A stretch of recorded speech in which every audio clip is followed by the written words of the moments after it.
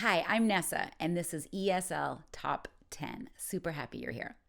The other day, I was in class, and the student came up to me and she said, "You know what, Nessa?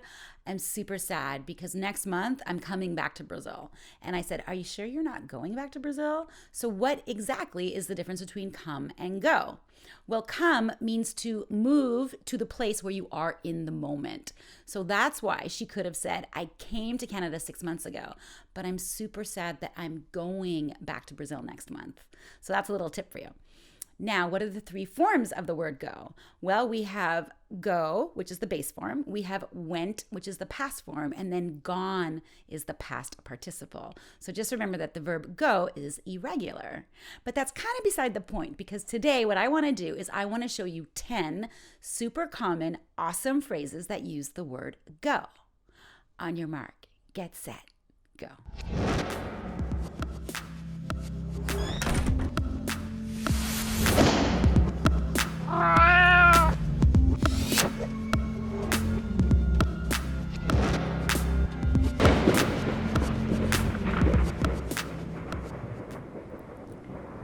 Let's start with the first phrase, to go bad. This phrase is awesome to talk about food. Well, not so awesome, but useful to talk about food because it means to spoil or to become ruined. I'll give you a few examples. Let's say you're making coffee in the morning and you're ready to put your milk in, but you look at it and you're like, oh my God, this milk has gone bad. Got to get some more. Or maybe you pull your apple out and you're like, "Oh my God, my apple went bad. It was in my bag way too long. I should not have left my apple in my bag for 3 weeks." To go bad. The second one is often used in restaurants or coffee shops to take or to get something to go. Let's say you're in a restaurant, but you don't want to eat there. So you order something. You could say to the server, "I'm going to get the pot stickers to go, please." Or you order a coffee and you're like, "I'll have the double skim caramel macchiato to go, please." To go. It means you're bringing it with you.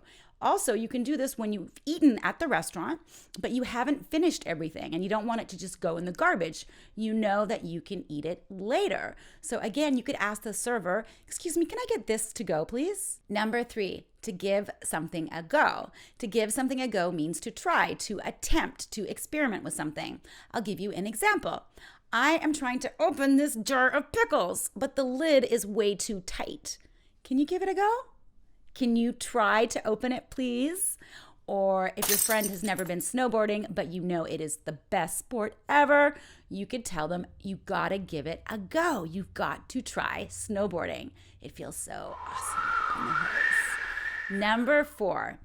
To go can also mean to say. Now, this is really informal, and we use it often when we're telling a story, and we want to convey the exact words that were said. I'll give you an example. So the other day, I was on the bus, and this woman, she goes, "Where's this bus headed?" And I go, "It's going downtown." And she goes, "Are you sure?" And I go, "Yeah, I'm sure. I take this bus every day." And then she looks at me and she goes, "But what city are we in?" To go means to say. Number 5, this phrasal verb is to go on. It's also about communication. I'll give you an example sentence first, and then I want you to sort of guess the meaning. Here we go. To go on, or to go on and on and on about something. So here we go. "I ran into my neighbor the other day and she just went on and on and on about the Canucks and the hockey season, but I don't even watch hockey, so I didn't know what she was talking about. She just went on and on and on and on." So to go on, or to go on and on and on, you can add as many ons as you want to emphasize the phrasal verb, means to talk too much about something. Number 6, to go over something. This might be a really good one for work or perhaps school. So to go over something means you review something. Here are a few examples. If you take notes in class, if you're taking biology or science or English, whatever subject, later you want to go over them to help you remember them. Or at work, you might say to your coworker or maybe your boss, "Hey, can we get together this week to go over the budget for this project?" "Yeah, sure. Tuesday works for me." The next one is to go over to someone's place. First, just know that place informally means home or house. So to go over to someone's place means you go to their place for a visit. This is really common when you're talking about your social life. As in, last night we went over to Kevin and Sonia's for dinner. Or I'm going over to Sean's tonight. You want to come along? To go over to someone's house.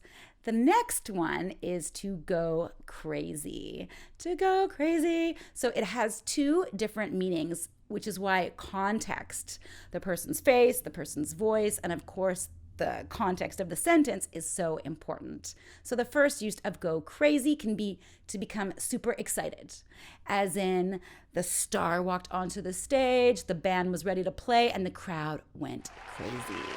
But go crazy can have a negative meaning to become very upset or angry, especially for a small reason. So an example would be, my neighbor goes crazy every time my dog pees on his grass. Go crazy. Number 9, there's two phrasal verbs here. I'm putting them together because they just have opposite meanings. So to go up and to go down. So literally, you can go up a mountain. It took us an hour to go up the mountain. Go down, to descend, would be, but it only took us half an hour to go down the mountain. Go up, go down. Prices also go up, increase, or go down and decrease. So the property in Vancouver has really gone up, the value of property. But people are saying that it might go down in the next year or two. Go up, go down. And the last one is an adjective we use to describe people who are busy, who do many things, who are always moving and producing and have different projects. On the go. You could say to your friend, you are so on the go. You're so on the go. You really need to take a break. On the go. Oh my God, I've been on the go all week. I can't wait for the weekend. I have been busy all week. So those are my 10 different ways that you can use go in your English. Another one as a bonus, how's it going? Things are great, thank you. How's it going? A really good way to ask someone how things are. How's life? How's it going? That's it for me. Make sure you get your freebie for this lesson. In the freebie, you are going to get these 10 phrases with go, with an example for each. Plus, I'm going to add 10 super common phrases with the verb come. I am Nessa. This is ESL Top 10. Thank you so much for watching. Please subscribe. I'd love to have you join our awesome community of English superstars.